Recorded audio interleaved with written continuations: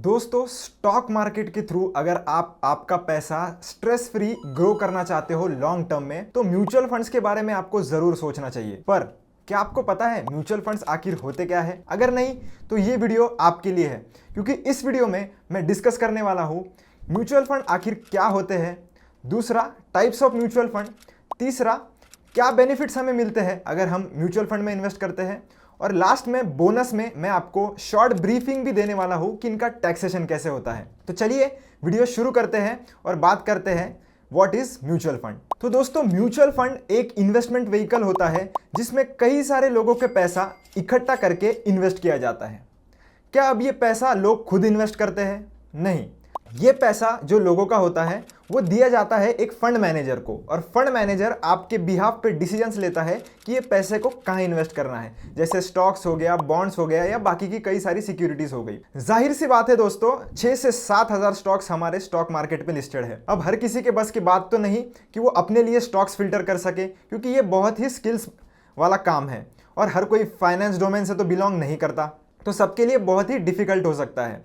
तो जो लोग फाइनेंस डोमेन से बिलोंग नहीं करते और जिनके लिए ये सारी चीज़ें करना पॉसिबल नहीं है, उन्होंने म्यूचुअल फंड के बारे में ज़रूर सोचना चाहिए। पर फंड मैनेजर हमसे फीस लेता है जो कि एक एक्सपेंस रेशो के तौर पर हमसे लिए जाती है। एक्सपेंस रेशो वेरी करता है 0% से लेके तो 2% के बीच में। अब एग्जाम्पल के तौर पर अगर मैं समझाऊँ, मान लो कोई शेयर का प्राइस 5000 रुपीज़ है और आपके पास कीमान 500 रुपीज़ है, तो आप तो है 500 रुपीज़ से 5000 का शेयर तो नहीं खरीद सकते, पर आपके जैसे 10 लोग और हैं जो वो शेयर खरीदना चाहते हैं पर सेम रीज़न के कारण खरीद नहीं पा रहे।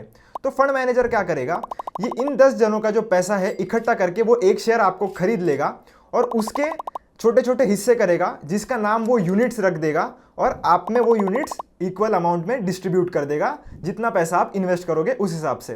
तो कुछ इसी प्रकार दोस्तों म्यूचुअल फंड हमारा काम करता है। अब बढ़ते हैं नेक्स्ट सेक्शन की ओर, जिसमें हम बात करते हैं कि different types of mutual funds क्या होते हैं। तो म्यूचुअल फंड्स की ब्रॉडली 3 कैटेगरीज है दोस्तों। पहली है इक्विटी म्यूचुअल फंड्स, यानी कि आपका जो पैसा है वो इक्विटीज में इन्वेस्ट होता है, यानी कि डायरेक्टली शेयर्स में इन्वेस्ट होता है। दोस्तों, सेकंड कैटेगरी है हमारी डेट म्यूचुअल फंड्स, यानी कि आपका जो भी पैसा है वो डेट सिक्योरिटीज में इन्वेस्ट होता है, जैसे कि हमारी fixed income securities, government bonds, corporate bonds, T bills etcetera. और थर्ड कैटेगरी के बारे में मैं आपको अगर समझाऊं तो आपको पता होगा कि इस दुनिया में 3 तरह के लोग होते हैं। एक होते हैं शक्तिमान, दूसरे होते हैं गंगाधर।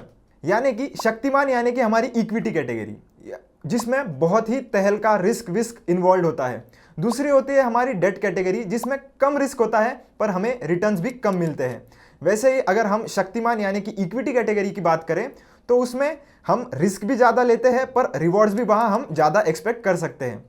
अब तीसरी कैटेगरी बनाई गई है उन लोगों के लिए जो थोड़ा रिस्क भी लेना चाहते हैं पर ज़्यादा रिस्क भी नहीं ले सकते। तो वो कैटेगरी है दोस्तों हाइब्रिड म्यूचुअल फंड्स की, जिसमें आपका पैसा जो है वो स्टॉक्स में भी इन्वेस्ट होता है और साथ ही साथ डेट सिक्योरिटीज में भी इन्वेस्ट होता है, ताकि आपकी रिस्क जो है वो मिटिगेट हो सके या थोड़ी कम की जा सके, और आपके रिटर्न्स भी है रिस्क कम रखते हुए भी थोड़े बढ़ाए जा सके।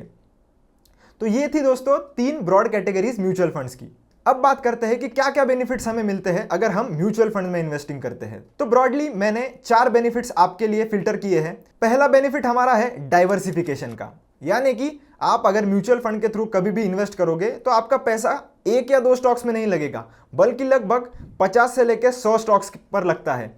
तो आप अंदाजा लगा सकते हो कि 50 से 100 स्टॉक्स में अगर आपका पैसा लग रहा है तो कितना डाइवर्सिफिकेशन आपको मिल रहा है। इसी के साथ साथ अगर आप हाइब्रिड म्यूचुअल फंड का एग्जांपल लेते हो तो आप स्टॉक्स में भी इन्वेस्ट कर रहे हो और डेट में भी इन्वेस्ट कर रहे हो, तो वहां भी डाइवर्सिफिकेशन आपको देखने के लिए मिल जाता है, तो आपकी रिस्क यहां पर कम हो जाती है।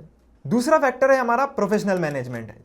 मैंने आपको थोड़ी देर पहले ही बताया दोस्तों कि आपका जो पैसा है वो फंड मैनेजर इन्वेस्ट करता है। फंड मैनेजर के पास स्किल होता है, एजुकेशन होता है, उसके पास टीम होती है, और ये सारे रिसोर्सेस यूज करके वो अपने डिसीजंस लेता है और आपका पैसा इन्वेस्ट करता है। तो ये प्रोफेशनल मैनेजमेंट आपको मात्र 1 से 2% के फीस पर मिल जाती है। तीसरा फैक्टर है हमारा लिक्विडिटी। लिक्विडिटी यानी कि आप जब चाहो तब आपका पैसा विड्रॉ कर सकते हो, आपको कोई भी दिक्कत म्यूचुअल फंड रिडीम करने में देखने के लिए नहीं मिलेगी। चौथा और आखिरी फैक्टर है दोस्तों हमारा अफोर्डेबिलिटी। अगर आपको नहीं पता तो मैं आपको बता दूं कि दोस्तों आप म्यूचुअल फंड में मात्र 100 रुपए से आपकी इन्वेस्टिंग प्रति महीने से शुरू कर सकते हैं। अब इससे नीचे तो क्या ही है। तो म्यूचुअल फंड्स बहुत ही अफोर्डेबल ऑप्शन है अगर इन्वेस्टमेंट की बात आती है तो। दोस्तों, अगर आप ये वीडियो अभी तक देख रहे हो तो ये बोनस सेक्शन बिल्कुल आपके लिए है, जिसमें मैं बात करने वाला हूं टैक्सेशन के बारे में। टैक्सेशन वैसे तो बहुत डिटेल में दोस्तों समझाया जा सकता है और इस पर एक अलग वीडियो भी बन सकती है, पर आपके लिए मैं इसे शॉर्ट में समझा देता हूं। अब सबसे पहले बात कर लेते हैं हमारे इक्विटी म्यूचुअल फंड्स के कैटेगरी के बारे में और इसका टैक्सेशन हम कैसे करते हैं। तो कोई भी इक्विटी म्यूचुअल फंड स्कीम को अगर आप 1 साल से पहले बेच देते हो तो उस केस में आपसे STCG यानी कि शॉर्ट टर्म कैपिटल गेन लिया जाता है, जो कि 20% होता है।